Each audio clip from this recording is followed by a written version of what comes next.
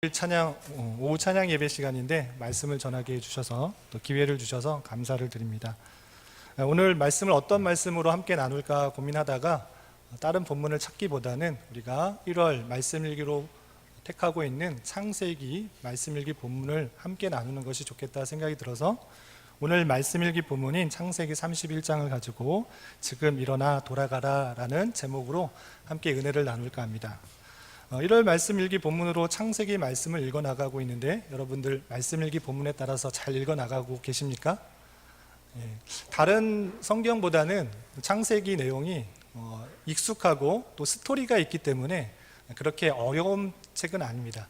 그렇지만 창세기 이야기가 또 신비롭고 신기하고 재미있는 스토리가 있어서 스토리로만 이해할 것이 아니라 또는 이스라엘의 역사와 족속의 이야기로만 이해할 것이 아니라 그 속에서 나타나고 있는 하나님의 역사 또 통치하심, 그 백성을 어떻게 인도하시는지를 잘 깨달아 그 하나님께서 오늘날 우리에게 어떻게 역사하시고 다스려 나가시는지를 깨달아 창세기를 읽어가면서 그 하나님께서 오늘날 우리에게도 동일하게 역사하실 것이라는 기대를 가지고 그 하나님을 깨달으며 말씀을 읽어 나가야 될 것입니다.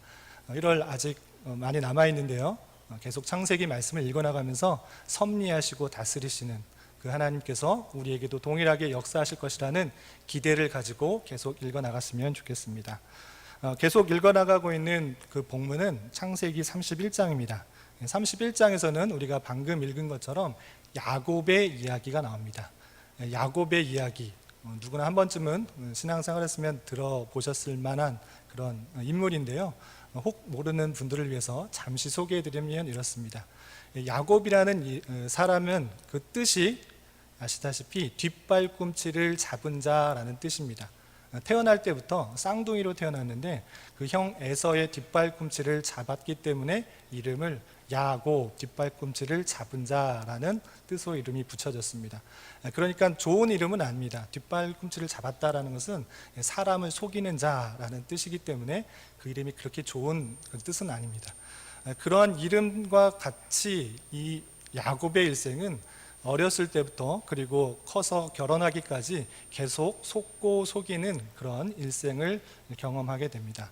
형 에서, 쌍둥이 형 에서와 또 자신의 야곱이 어렸을 때부터 누가 장자권을 갖는가, 또 하나님의 축복을 받을 수 있는가, 하나님의 복을 받을 수 있는가, 이것으로 인하여서 팥죽을 가지고 형과 또 장자권을 빼앗기도 하고요, 또 형 에서와 그 아버지 이삭을 속여서 하나님으로부터 받을 수 있는 그 이삭의 축복을 가로채기도 합니다.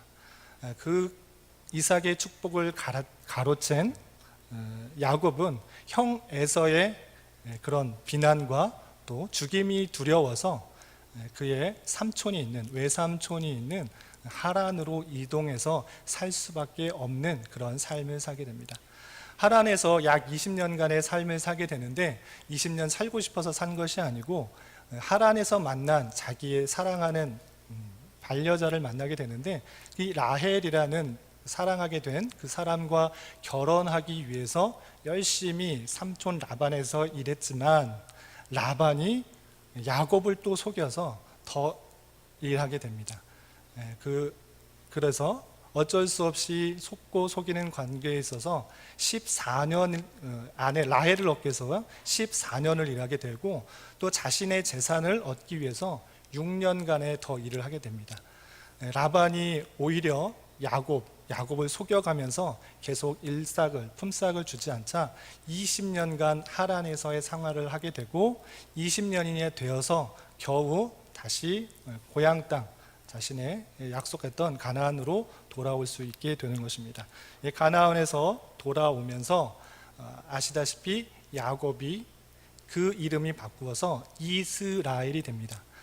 야곱의 생활은, 일생은 남을 속이고 또 속고 하는 그런 인생이었지만 자신의 깨와 자신의 계획, 자신의 능력을 의지하는 사람이 아니라 하나님께서 그를 쳐서 오직 하나님만 의지하는 사람으로, 하나님만 붙드는 사람으로 바꾸어 주셔서 그 이름이 이스라엘로 계명이 되고 약속하신 땅 가나안에서 살게 됩니다. 그래서 그의 아들이 12명이 되어서 12지파가 생긴 것입니다. 이것이 야곱의 일생인 것입니다. 이것도 잘 아시는 것인데 그것이 창세기 25장부터 35장까지 더 풍부하게 자세하게 더 다양한 사건들을 기록해 놓았습니다. 오늘 말씀 일기 본문은 창세기 31장입니다. 31장엔 그러면 그 야곱의 이야기 중에 어떤 이야기가 있는가, 여러분들 말씀 일기를 계속 같이 따라왔으면 이해하시겠지만 야곱이 14년 동안 일을 하면서 두 아내를 얻게 되고요. 그리고 나서 자신의 재산을 얻기 위해서 6년간 더 일을 하게 됩니다. 그래서 하나님의 기적적인 방편으로 재산이 풍부해지게 됩니다. 라반에서 이랬는데 라반의 재산보다 훨씬 더 많이 갖게 되었습니다. 하나님의 은혜라고 할 수 있는데 그렇게 하나님의 은혜 가운데 풍성한 재산을 얻은 뒤에 이 야곱은 다시 고향 땅, 자신의 조상들의 땅으로 돌아오길 마음을 갖게 됩니다. 그래서 라반에게 말하고 그 고향으로 돌아가는 것이 아니고요. 혹시나 또 라반이 또 속일까 두려워서 몰래 라반 몰래 그 길을 떠나서 고향으로 돌아오게 됩니다.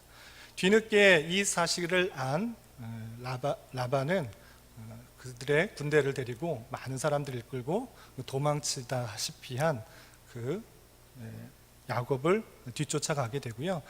뒤쫓아가는 중에 하나님께서 그의 마음을 바꾸셔서 그를 해하지 않고 자신의 소유였던 드라빔이라는 것은 그 당시에 가정의 수호신 같이 여기던 우상 같은 것인데요. 수호신이라고도 하고 그 재산의 인증을 할 수 있는 지위를 상징하는 그런 물건들이 있는데 그것이 없어졌다. 그것을 야곱 너가 가져가지 않았느냐라고 하면서 뒤쫓아가서 그를 추궁하면서 찾게 됩니다. 이때 야곱은 자신의 사랑하는 아내였던 라헬이 그 드라빔을 훔쳐간 것을 알지 못하고 전혀 우리가 가져간 것이 아니다. 만약 그런 것이 있었다면 내가 피해를 받겠다. 내가 해를 받아도 좋다. 이렇게 다짐하면서 자신이 그 드라빔을 훔치지 않았다라고 말을 하고 그 상했던 마음 그리고 쫓아왔던 라반에게 언약을 세우면서 돌단을 쌓게 됩니다. 그래서 서로 조약을 하고 서로 화평하게 헤어지고 서로를 위해서 하나님의 복을 빌자라고 헤어지면서 이 단락이 마치게 됩니다.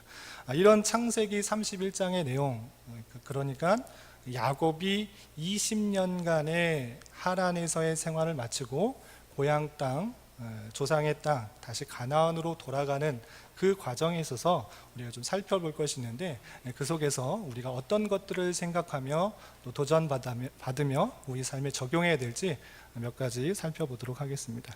첫 번째는 교환을 보시고 따라오시면 될 것 같습니다.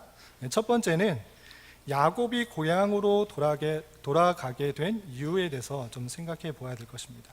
야곱이 왜 그 20년간 살았던 하란, 왜 삼촌의 집에서 떠나가게 되었는가, 그것을 먼저 살펴보고자 합니다. 첫 번째는 그 이유는 변화된 상황과 여건들 그리고 하나님의 명령이 있었기 때문입니다. 우리가 읽은 것처럼 1절과 2절에서는 그 상황이 많이 변화되었다라는 것을 알 수 있습니다. 1절에 보면 이렇게 표현하고 있습니다. 31장 1절과 2절을 제가 한번 읽어보겠습니다. 1절, 2절 보면 야곱이 라반의 아들들이 하는 말을 들은즉 야곱이 우리 아버지의 소유를 다 빼앗고 우리 아버지의 소유로 말미암아 이 모든 재물을 모았다 하는지라. 야곱이 이야기를 들었는데 어떤 사람의 이야기를 들었는가? 라반의 아들들이 하는 얘기를 들었습니다. 라반의 아들들이 했던 말은 무엇인가? 야곱이라는 사람이 우리 아버지 라반의 소유를 특별한 이상한 방법을 사용하여서 다 빼앗았다. 자신은 재산이 엄청 많아지고 그리고 자신의 아버지 라반의 재산들은 소와 나귀 그런 짐승들이 다 없어졌다. 이렇게 표현하면서 야곱을 비난하고 힐난한 것입니다. 그래서 들려오는 말을 통해서 상황이 변화되었다라는 것을 알 수 있습니다. 그리고 또 2절을 보면 이렇게 말하고 있습니다. 야곱이 라반의 안색을 본즉 자기에 대하여 전과 같지 아니하더라. 야곱이 외삼촌 라반, 또 다른 표현으로 말하면 장인어른이라고 할 수 있겠죠. 자기 아내의 아버지니까. 장인의 안색, 얼굴 표정을 봤더니 예전같이 따뜻하지 않다라는 것입니다. 예전에는 친근하게 대하고 따뜻하게 대하고 또 사위처럼 대했지만 이제 그렇게 대하는 것이 아니라 얼굴 표정이 바뀌어서 내 재산을 다 빼앗아가고 또 자신의 딸을 다 빼앗아간 그런 사람으로 생각했다라는 것입니다. 예전과 같지 않은 라반의 안색을 보고 이제 떠나야겠다 마음을 먹은 것입니다. 그리고 결정적인 것은 하나님의 명령이 있었던 것입니다. 그러한 상황 속에서 3절에서 어떻게 말하는가? 3절 보면 여호와께서 야곱에게 이르시되 내 조상의 땅 내 족속에게로 돌아가라. 내가 너와 함께 있으리라 하신지라. 3절을 보면 그러한 상황들, 변화된 상황 속에서 하나님께서 야곱에게 말씀하셨는데 어떻게 말씀하셨는가? 내 조상의 땅, 내 족속에게로 돌아가라 라고 말씀하신 것입니다. 여기도 이렇게 분명히 표현됐는데 좀 더 지나가서 13절에 보면 아내에게 설명하는 그 부분에 있어서 더 구체적으로 어떻게 말했는지 설명하고 있습니다. 13절을 좀 건너뛰어서 보도록 하겠습니다. 아내에게 같이 가자라고 촉구하고 있는 그런 말씀인데 13절에 이렇게 표현하고 있습니다. 나는 베델의 하나님이라 내가 거기서 기둥에 기름을 붓고 거기서 내게 서원하였으니 지금 일어나 이곳을 떠나서 네 출생지로 돌아가라 하셨느니라. 아내에게 자칫 돌아가자라고 이렇게 표현할 때 이렇게 표현한 것입니다. 베델의 하나님이라 나는 베델의 하나님이라 내가 거기서 기둥에 기름을 붓고 거기서 내게 서원하였지 않느냐. 이제 일어나 지금 일어나 이곳을 떠나서 내 출생지 내 고향 내 조상이 거할 그 땅으로 돌아가라 이렇게 말했다고 하는 것입니다. 그러니까 그런 상황만 있는 것이 아니라 하나님께서 분명하게 야곱에게 말씀하셔서 너의 고향 내 땅, 내 조상의 땅, 내 족속, 내가 태어난 출생지로 돌아가라 이렇게 말했기 때문에 야곱이 하란에서의 약 20년간의 생활을 마치고 돌아가게 되는 것입니다. 이런 상황을 볼 때 야곱이 거한 하란에서의 20년 생활, 어떻게 보면 재산도 많아졌고 자기가 원하는 아내도 얻었고 풍부하게 또 편하게 익숙하게 생활할 수 있었을 것입니다. 다른 데로 가는 것보다 옛날에 살았던 20년 전에 살았던 또 형이 나를 죽일 것 같고 형과 많이 다투었던 그 땅으로 돌아가기보다는 오히려 하란에서 또 20년간 풍부한 재산도 얻었고 아내도 얻었고 그냥 사는 것이 익숙하고 편할 수 있습니다. 그렇지만 그런 상황에서 하나님께서 머물러 두게 하신 것이 아니라 하나님께서는 주변 상황을 변화시키고 또 야곱에 대한 반감이 생기게 하시고 직접적으로 하나님께서 그에게 계시하고 나타나시고 말씀하셔서 하나님께서 약속하신 고향 땅으로 돌아갈 것을 명하신 것입니다. 그런 상황에서 돌아가는 그런 상황 속에서 하나님께서 말씀뿐만 아니라 그를 고향 땅으로 돌아오게 하기 위해서 보이신 것은 무엇인가, 나타내신 것은 무엇인가, 상황을 조성하셨다라는 것입니다. 연약한 인간들에게 있어서 하나님의 말씀이 주어진다고 그 말씀을 다 따르는 것은 아닌 것 같습니다. 쉽게 말해서 우리가 하나님의 말씀들, 성경을 통해서 또 주일 말씀을 통해서 교리의 내용을 통해서 다양하게 하나님의 말씀 어떻게 살아야 되는지 교훈받고 깨닫고 또 은혜를 받습니다. 그렇지만 연약한 인간들은 저와 또 여러분들은 그 말씀대로 다 살아갈 수가 없는 것이 인간의 본성이고 연약함인 것 같습니다.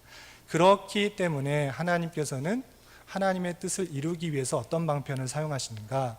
상황과 여건을 조성하셔서 그대로 따르게 하신다라는 것입니다. 야곱은 20년 동안 생활하면서 이제 자녀도 낳고 아내도 없고 재산도 풍부해졌기 때문에 뭐 라반과의 관계가 좀 서먹해지고 또 그의 아들들과 관계가 좀 서먹해질 수 있어도 조금 떨어져서 관계 없는 곳에서 편안히 살 수 있었지만, 그렇게 한 것이 아니라 하나님께서는 그 상황들을 이용하셔서 다시 돌아가야 할 땅을 알게 해주신 것입니다. 주변의 상황 속에서 라반의 아들들의 말을 듣지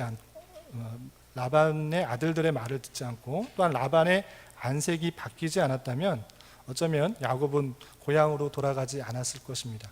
하나님께서 돌아가야 된다, 너는 고향 땅으로 돌아가야 된다, 하나님께서 너희들이 거할 것은 가나안 땅이다, 너 조상의 땅 그곳으로 돌아가야 된다 말을 했어도 어떻게 보면 그 야곱, 속이기 좋아하고 남을 자신의 계략으로 바꾸기를 좋아하는 야곱은 돌아가지 않을 수 있었습니다. 하나님께서 말씀하셨어도. 그렇지만 그 모든 상황을 바꾸셔서 안색도 바꾸시고 또 소문도 잘못 나게 해서 이제 돌아가게 하는 것이 좋겠다, 이 상황과 여건을 만들어 주신 것입니다. 그런 것처럼 주님은 때때로 자기 백성을 부드러운 말로 위로할 때도 있지만, 그런 것이 아니라 악인의 증오, 시기, 악의, 그런 다양한 방편 등을 통하여서 하나님께서 원하시는 길로 인도해 주신다라는 것입니다. 주변의 상황을 바꿀 뿐만 아니라 중요한 것은 그런 민감하게 변화되는 그런 상황들을 인지할 뿐만 아니라 확실하게 그것이 내 삶을 그렇게 인도하시는 것인가를 확실히 깨닫기 위해서는 상황과 여건만을 보면 안 될 것이고, 거기에서 가장 중요한 것은 말씀인 것입니다. 하나님께서 진실로 그렇게 인도하시는가를 해야 될 것입니다. 그런데 야곱은 확실하게 그렇게 말씀하셨다는 것입니다. 그런 상황과 여건들을 조성하실 뿐만 아니라 야곱에게 변화된 상황을 통해 있어야 할 자리를 생각하게 하시고, 구체적으로 여기에 말씀을 더하셔서 그가 가야 할 길을 알려주신 것입니다. 우리가 읽은 것처럼 3절 전반절에 보면 내 조상의 땅, 내 족속에게로 돌아가라 이렇게 말씀하셨고, 이 말씀을 통해 비록 아브라함, 이삭이 나그네였을지라도 하나님께서 보시기에는 그 땅의 상속자이며 주인이었다는 것을 가르쳐주고, 원래 있어야 할 약속의 땅으로 가서 거할 것을 상기시켜 주는 것입니다. 비록 자신의 그런 장자권 다툼으로 인해서 원하는 하나님께서 주신 땅에서 벗어나서 하란에서 살고 있지만, 너가 거할 것은, 너의 족속이 거할 곳은 그 하란의 땅이 아니라 아브라함에게 말씀하셨던, 이삭에게 말씀하셨던 그 땅으로 돌아가는 것이 맞다, 이렇게 표현하고 있는 것입니다. 그것을 이미 28장에서 창세기 28장에서 설명하고 있는 것입니다. 창세기 28장 13절부터 14절까지 보면 옆에 교환에 있는데, 그 교환이 글씨가 작으면은 여러분들 성경을 직접 찾아보시기 바랍니다. 창세기 28장 13절부터 14절까지는 야곱이 에서를 도망하여서 피하여서 하란으로 갈 때, 외삼촌의 라반의 집 하란으로 갈 때 하나님께서 만나셔서 이렇게 말씀하셨는데요. 이렇게 되어 있는데, 창세기 28장 13절부터 14절 말씀을 우리 함께 읽어보도록 하겠습니다. 시작. 또 본즉 여호와께서 그 위에 서서 이르시되, 나는 여호와니 너의 조부 아브라함의 하나님이요 이삭의 하나님이라. 내가 누워있는 땅을 내가 너와 네 자손에게 주리니 네 자손이 땅에 티끌같이 되어 내가 서쪽과 동쪽과 북쪽과 남쪽으로 퍼져나갈지며 땅의 모든 족속이 너와 네 자손으로 말미암아 복을 받으리라. 아멘. 잠시 돌을 베고 잠이 들었는데 그 꿈속에서 나타나셔서 이렇게 말씀하신 것입니다. 하나님께서 나는 여호와니 너의 조부 아브라함의 하나님이요 이삭의 하나님이라. 내가 누워있는 땅을 내가 너와 네 자손에게 줄 것이다. 네가 그 땅을 떠나서 하란이라는 곳으로 갈 것이지만 나는 그 하란의 땅을 주려는 것이 아니다. 내가 약속한 그 땅은 네가 누워있는 그 땅, 그 가나안 땅이다. 약속의 땅이다. 이렇게 표현한 것입니다. 그때 내 자손이 땅의 티끌같이 되어 내가 서쪽과 동쪽과 북쪽과 남쪽에 퍼져나갈 것이며 땅의 모든 족속이 네 자손으로 말미암아 복을 받으리라라고 말씀하시면서 야곱이 거할 곳은 다른 곳이 아니라 하나님이 약속하신 그 땅, 가나안 땅이라는 것을 다시 한번 알게 해주시고 그렇게 가야 될 것을 촉구하여 주시고 생각나게 하시는 것입니다. 뿐만 아니라 이 말씀을 들은 두 아내는 어떠한가? 하나님께서 돌아가라고 했다. 나 돌아가야 될 것 같은데 가장 가까운 아내가 또 두 아내가 있었는데 두 아내가 반대한다면 자기가 굳은 마음이 있을지라도 가기는 쉽지는 않았을 것입니다. 그런데 그렇게 말을 할 때 떠나가야겠다라고 말을 할 때 이 두 아내는 반대한 것이 아니라 동의를 했습니다. 그런 모습들이 우리가 읽었는데요. 31장 14절부터 16절까지 있습니다. 이것도 한번 같이 읽어보겠습니다. 창세기 31장 14절부터 16절까지 말씀을 함께 읽겠습니다. 시작. 라헬과 레아가 그에게 대답하여 이르되 우리가 우리의 아버지 집에서 무슨 분깃이나 유산이 있으리요. 아버지가 우리를 팔고 우리의 돈을 다 먹어버렸으니 아버지가 우리를 외국인처럼 여기는 것이 아닌가. 하나님이 우리 아버지에게서 취하여 가신 재물은 우리와 우리 자식의 것이니 이제 하나님이 당신에게 이르시기를 다 준행하라. 하나님께 말씀을 듣고 야곱은 두 아내 레아와 라헬에게 말했습니다. 하나님께서 이제 일어나서 고향 땅으로 돌아가라, 출생지로 돌아가라 했는데 어떻게 하겠는가? 라헬과 레아는 자신의 아버지는 나를 신하 취급하고 나에게 주는 것이 없다. 하나님께서 말씀하셨으니 이제 그 당신에게 행한 말씀을 실행하는 것이 좋겠다. 나는 그 말씀대로 다 준행할 것이다. 두 아내도 동의하게 되는 것입니다. 원래 이렇게 사이좋게 두 아내가 이렇게 항상 야곱의 말을 따른 것이 아닙니다.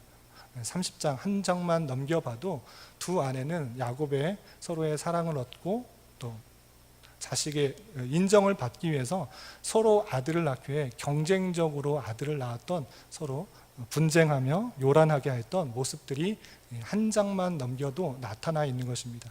그러함에도 불구하고 그 상황을 하나님께서는 다 마음을 바꾸셔서 두 아내들도 그렇게 하는 것이 좋겠다.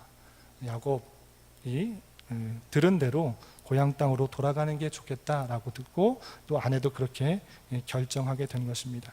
그러한 가운데 있어서 야곱은 고향 땅으로 돌아가길 마음을 먹고 또 그 아내와 또 많은 재산과 함께 그렇게 길을 떠나게 되었던 것입니다.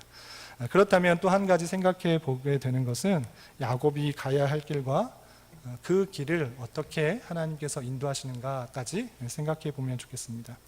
야곱이 가야 할 길, 라반의 집 하란에서 고향 땅으로 돌아가는 길은 하나님께서 말씀하신 길이지만 또 약속하신 길이지만 그 길이 쉽지만은 않은 길이라는 것을 알 수 있습니다. 야곱의 길에 만나게 될 상황들이 쉽지만은 않은 것입니다. 우리가 아까도 잠깐 설명한 것처럼 야곱이 라반, 자신의 장인어른, 외삼촌이자 장인어른인 라반에게 모든 자초지종을 잘 설명하고 이해시킨 다음에 그 길을 떠난 것이 아니라 라반이 또 속이고 또 어떻게 할지 모르기 때문에 갑작스럽게 그 길을 떠나게 됩니다. 그렇기 때문에 라반이 언제든지 자신이 없어진 것을 알면 뒤쫓아와서 어떻게 해를 가할지도 모른다라는 그런 생각이 있는 것입니다. 안색이 변했고 그 아들들도 반감을 갖고 있었기 때문에 그렇습니다. 몰래 떠나지만 언제 들이닥쳐서 라반이 나를 공격할지 모른다라는 그런 사실들을 염두에 두고 떠난 것이었습니다. 실제적으로 라반의 불같은 추격이 있었던 내용이 우리가 읽진 않았지만 창세기 31장 22절부터 35절까지 나오게 됩니다. 그 길이 라반의 뒤쫓음이 있는 길이었고 또 그 안에 약속하신 조상의 땅 가나안 땅으로 들어가면 평안한 길이 열리는가, 그것이 아니라 복수의 이를 갈고 있는 형 에서가 기다리는 길이었습니다. 창세기 32장 6절에 보면 실제적으로 형 에서가 400명을 거느리고 동생 야곱이 오는 것을 맞아들였다라고, 맞고 있다라고 표현하고 있습니다. 돌아올 때 형이 어떻게 되고 있나, 야곱은 먼저 정찰병 같이 신하를 보내게 되는데, 그 신하가 와서 하는 말이 형 에서가 강 건너편에 400명의 군대를 데리고 지키고 있다라고 표현하고 있는 것입니다. 환영하려고 있는 것이 아니라 내 장자권을 빼앗아 도망간 그 동생 야곱을 해하기 위해서 기다리고 있는 것이었습니다. 그런 것처럼 평안하고 안락한 길이 아니고 힘들고 어려운 길이었습니다.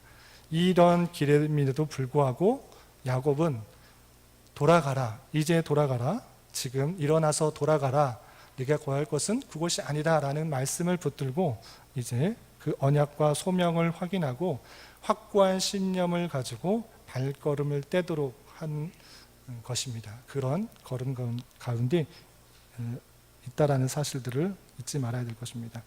우리는 하나님의 말씀, 하나님께서 어떻게 행하시는지 모르기 때문에 내가 가야 될 길이 어렵다, 힘들다, 이렇게 말할 수 있습니다.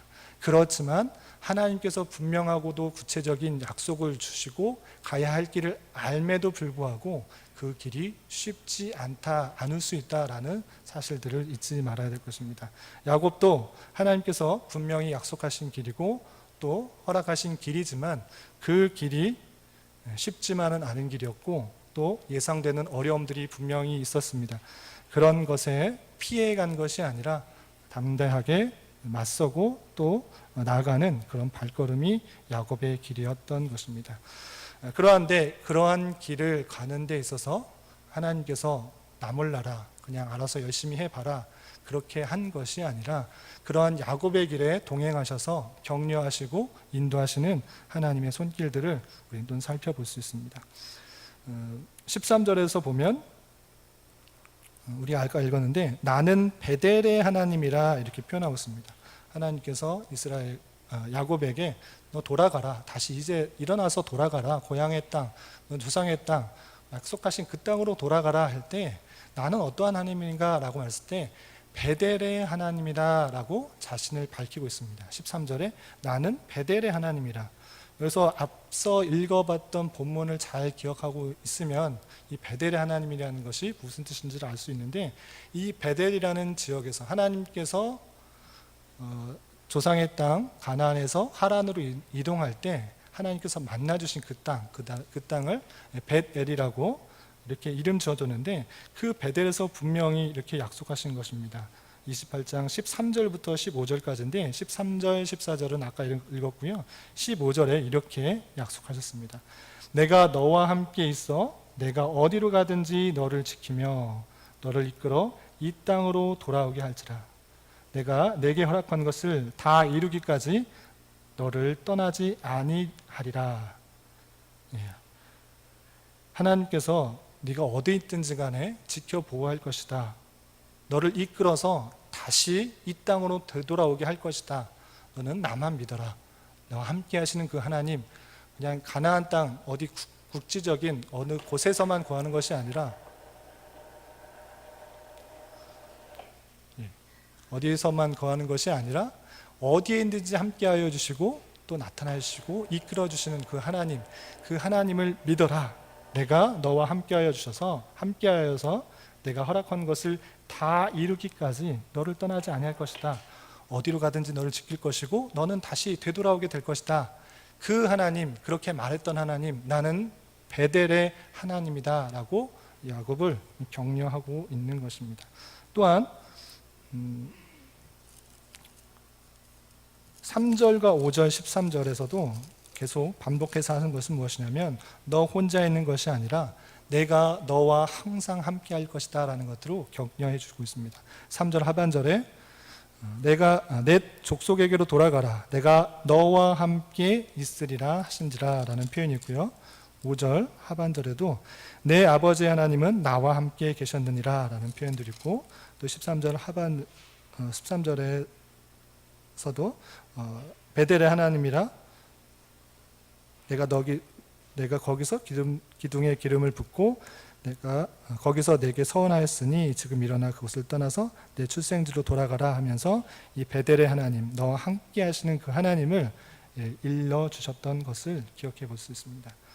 하나님께서는 이전에 주셨던 약속들을 다시 기억하게 하시고 그가 가야 할 길을 갈 수 있도록 힘에 격려하시는 것입니다. 순수한 신앙, 또 약속의 신앙, 또 사명을 주셨던 그 신앙을 세워나가도록 이끌어 나가신 것입니다. 뿐만 아니라 그 길을 혼자 가게 하시는 것이 아니라 주님께서 친히 함께 가고 있음을 인식시켜 주셔서 그 길을 담대하게 걷도록 촉구하십니다. 그리고 실제적인 여러 가지 어려움을 만났을 때, 라반을 만났을 때, 또 형 에서를 만났을 때 그의 상황과 여건을 변화시켜 그곳에서 다시 돌아올 수 있도록 하신 것을 볼 수 있습니다. 에서를 만난 것은 32장에 나오고요. 본문에서는 라반을 변화시키는 것들이 나오는데요. 24절 말씀만 함께 보겠습니다. 창세기 31장 24절 보면 야곱이 도망치듯이 빠져나갔다는 사실들을 알고 라반이 많은 사람들을 데리고 야곱을 추격하여서 그를 해하려고 따라갑니다. 그때 하나님께서는 그냥 보고만 계신 것이 아니라 라반에게 나타나셔서 그의 마음을 바꾸신 것을 볼 수 있습니다. 그것이 24절에 이렇게 표현하고 있습니다. 31장 24절 말씀 함께 봉독하겠습니다. 밤에 하나님이 아람 사람 라반에게 현몽하여 이르시되 너는 삼가 야곱에게 선악간에 말하지 말라 하셨더라. 아멘. 밤에 라반에게 나타나서 현몽하여서 선악간을 구별하고 야곱에게 해하지 말고 또 따지지 말고 네가 잘못했다 이렇게 말하지 말라는 것입니다. 그래서 그를 해하지 않고 단순히 만나서 드라빔이 없어졌다, 드라빔이 어디 갔느냐라고만 묻게 된 것입니다. 그것이 하나님의 섭리이고 하나님의 통치인 것입니다. 라반의 마음을 바꾸시고 또 에서의 마음을 바꾸셔서 하나님께서 그 약속을 성취시키시기 위해서 이끌어 나가신다는 그 사실들을, 그 하나님을 바라볼 수 있어야 될 것입니다. 어떻게 보면 야곱은 땅에 대한 애착과 또 평안, 안일, 그것에 머무를 수도 있었습니다. 그렇지만 하나님께서는 그의 뜻과 계획에 대해서 망각하지 않도록, 성도에게 망각하지 않도록 촉구하시면서 말씀하여 주시고 계획하여 주시고 또 섭리하여 주시고 또 상황과 여건을 조성하셔서 그 뜻과 계획으로 이끌어 나가시는 것입니다. 그러한 길, 그러한 이끌어 나심 가운데 때로 역경과 위협과 어려움이 있을 것입니다. 그럴지라도 이것이 하나님의 통치와 역사와 섭리를 발견하게 하는 하나님의 뜻이라는 것, 하나님의 일깨움이라는 것, 하나님의 선한 인도하심이라는 것들을 우리는 잊지 말고 그런 것조차, 그런 어려움이나 예상되는 두려움일지라도 잘 감당하기에 힘쓸 수 있는 우리가 되어야 될 것입니다. 말씀을 정리하도록 하겠습니다. 하나님께서는 당신의 언약 백성, 하나님의 성도를 결코 어느 때도 어느 순간에도 잊지 않으십니다. 우리가 비록 인간적인 욕심과 계획을 가지고 살아가려 할지라도 다양한 상황과 여건 속에서 다시 한번 하나님께서 약속하신 말씀을 일깨우시고 그대로 돌아가도록 인도하여 주시는 것입니다. 모든 상황 속에서 우리에게 가야 할 길을 가도록 간섭하시고 재촉하시는 하나님임을 알아 그 세심한 손길에 민감하게 반응하며 살아가야 할 것입니다. 또한 그 길을 가는 동안 예상되는 어려움이 있을지라도 우리와 함께 계시는 하나님을 더욱 의지해야 할 것이고 각자에게 주어주신 소명, 하나님께서 부르심, 그리고 맡기신 사명, 그리고 하나님께서 말씀하신, 약속하신 그 언약을 기억하며 그것을 추구하는 삶을 살아가야 될 것입니다. 이 땅에 어떤 것을 바라보고 하는 것이 아니라 하나님께서 나를 왜 부르셨고 어떠한 말씀을 하셨고 어떤 것들을 약속했는지를 기억하며 그것을 붙드는 삶의 걸음걸음이 되어야 될 것입니다. 내 생각과 계획보다 훨씬 더 선하게 역사하시는 하나님을 깨닫는 은혜가 오늘 하루 또 남은 한평생 저와 여러분들 가운데 항상 함께 하시기를 진심으로 기원합니다. 기도하겠습니다. 하나님 아버지 감사합니다. 오늘 말씀을 통해서 하나님께서 상황과 여건을 바꾸시고 다시 사명과 소명을 깨닫게 하시며 하나님께서 원하시는 언약의 자리로 인도하시고 역사하시는 하나님을 깨달았습니다. 때로 하나님의 인도하심의 손길들에 대하여 둔감하게 살아왔던 저희들을 불쌍히 여겨주시고 내 인간적인 생각과 계획 그리고 이 땅에서 주시는 잠시 부요와 평안과 안일에 매여 있지 않게 하여 주시옵소서. 날마다 깨어 주님의 인도하심에 민감하게 반응하며 이제 일어나 주님 약속하신 곳으로 돌아가기에 힘쓰는 자 되게 하여 주시옵소서. 그 좁은 길에 만나게 되는 어떤 어려움에도 두려워하지 않게 하여 주시고 늘 함께 하여 주시는 주님만 의지하며 살아가는 자 되게 하여 주시옵소서.